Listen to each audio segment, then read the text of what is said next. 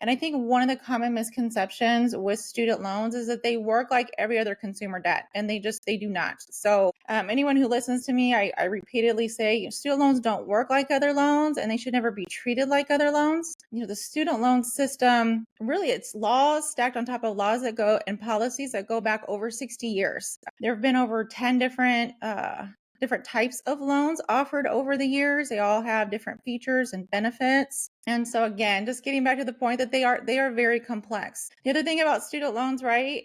Like any other consumer loan, if we go to the bank to take a car loan or a mortgage, those are things that we call amortized loans.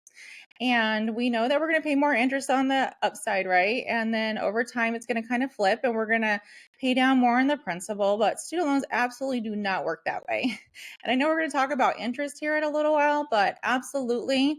And it's specific to everyone's situation, because when we're looking at student loan repayment, we're looking at all the different income repayment plans, but we're also looking at things like your family size and your tax filing status and possible tax consequences, and how much is this loan really going to cost you over the course of repayment, and really what is the best path forward with that.